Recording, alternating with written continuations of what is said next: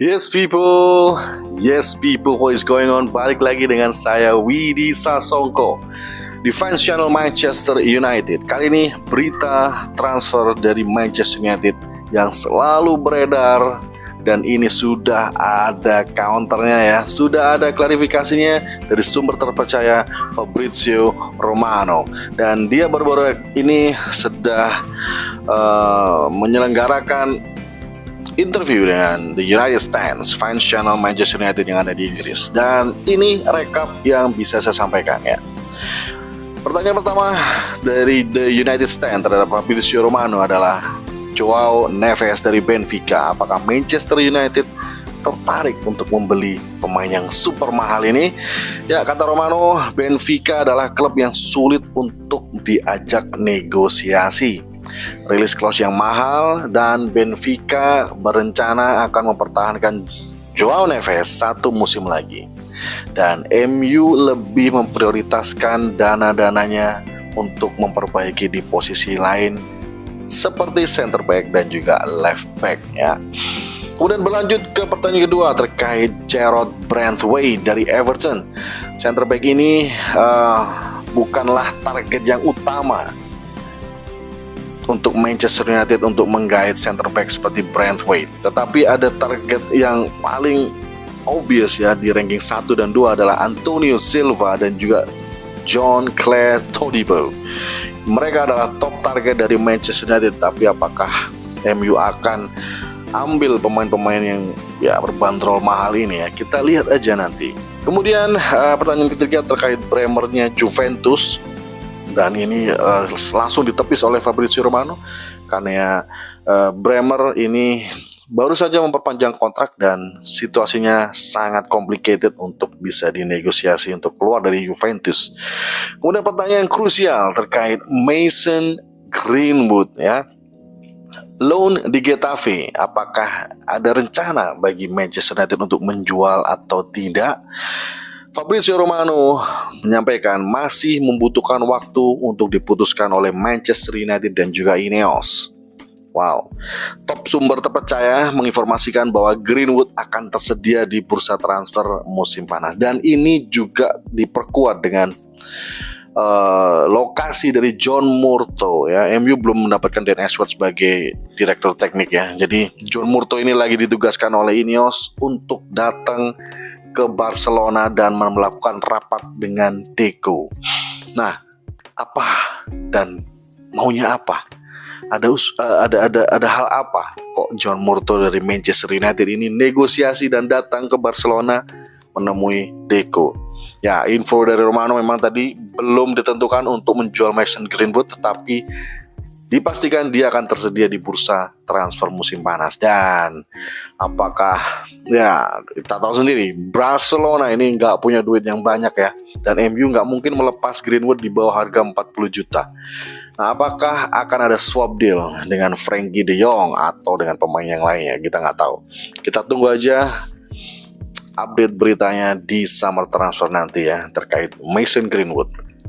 Beda Greenwood, beda lagi dengan Jadon Sancho ya, pemain Bengal ini yang nggak profesional ini berencana apakah akan dilanjut dipinjam-pinjamkan ke sana sini, karena dia jelas-jelas di media sudah menyampaikan dia tidak ingin bermain di bawah Erik ten Hag dan dia tidak ingin kembali ke Manchester United di bawah Erik ten Hag. Nah, untuk menentukan posisi dari Jadon Sancho ini bergantung dengan posisi Champions League, apakah bisa diraih oleh Manchester United di musim ini untuk musim depan, dan juga melihat dari financial fair play ya, apakah Manchester United juga bisa menjual pemain-pemain yang lainnya. Karena kalau untuk mempertahankan Jadon Sancho di Manchester United dengan gaji yang luar biasa dan attitude-nya yang tidak cocok dengan pelatih yang sekarang Erik ten Hag, kemungkinan Jadon Sancho akan lanjut di loan ya. Tapi ya jika ada tawaran yang tepat, Manchester United berusaha untuk menjual Jadon Sancho. Jadi there is no future about Jadon Sancho di Manchester United. Kemudian berita yang selalu beredar yaitu dari pemain Crystal Palace, Michael Olise. Dan Fabrizio Romano menjawab masih belum pasti. Olise hanyalah salah satu target saja ya. Dan jangan lupa banyak pesaing juga yang menginginkan jasa Michael Olise, walaupun Michael Olise sudah menyatakan ingin bergabung dengan Manchester United. Dan ini masih bergantung juga dari Manchester United, Mas, apakah dia berminat untuk mendatangkan posisi Michael Olise sebagai right wing forward yang berkaki kidal. Karena kita udah punya Amad Diallo yang nggak kepake, ada Omori Forsen ya dipakai tapi nggak terlalu bagus. Kemudian ada Anthony yang pinternya track back doang tetapi nggak bisa nyerang. Jadi apakah kita butuh menambah lagi pemain-pemain seperti ini di posisi kanan? Kayaknya udah crowded di sana ya, dan yang nggak ada yang bagus sih. Better kita jual Anthony kemudian mendatangkan Olise, it's much more better ya.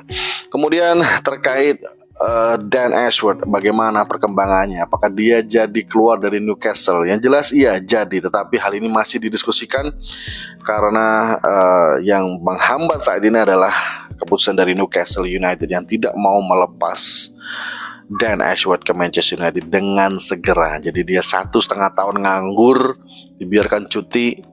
Dan ya mau nggak mau Newcastle harus mencari direktur olahraga yang baru. Dan apakah mereka bersedia? Ada double payroll ya, ada Dan Ashworth dan juga mungkin dirtek yang lain, dan itu menurut gue konyol sekali. Tapi ya Dan Ashworth merupakan top target dari Ineos dan dia diinginkan oleh pihak Ineos. Kemudian peran dari Omar Berrada, dia sudah menerapkan struktur gaji yang baru yang lebih manusiawi, tidak berlebihan, dan juga dia menginstruksikan juga untuk bagian rekrutmen, dirtek maupun manajer untuk membeli pemain dengan gaya permainan yang sesuai dengan manajer dan juga rekan setimnya ya. Jadi tidak hanya gaya dari manajer tapi rekan setimnya seperti apa. Jadi nggak bisa kita memaksakan untuk bermain style ala Ajax tapi rekan-rekan setimnya yang lain mainnya nggak bisa kayak gitu ya percuma aja.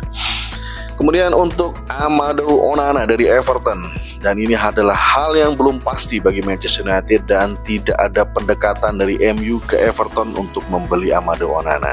Jadi ini hanyalah rumor. Kemudian terkait Erik ten Hag, pertanyaan terakhir ya, Erik ten Hag kehilangan vote untuk beli atau memilih pemain di bursa transfer. Apakah hal ini benar? Dan jika benar, Erik ten Hag memilih untuk pergi dari Manchester United karena nggak punya hak vote untuk membeli pemain. Dan Romano menjawab tidak, Ineos masih akan berkomunikasi dengan manajer untuk membeli pemain.